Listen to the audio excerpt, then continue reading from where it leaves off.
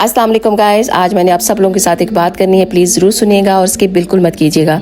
वो बात ये है कि आपने अल्लाह सुब्हान व तआला से हमेशा अच्छे का गुमान करना है। ये गुमान जो है ना, ये बहुत अहम चीज़ होती है। अल्लाह ताला कुरान पाक में फरमाते हैं कि जो मुझे जैसा गुमान करता है मैं वैसा हो जाता हूँ। तो जब आप ये सोचेंगे कि मेरा अल्लाह मेरे साथ खैर का मामला करेगा, तो यकीन करें अल्लाह आपके साथ खैर का ही मामला करेगा, क्योंकि अल्लाह का मर्तबा बहुत बुलंद है।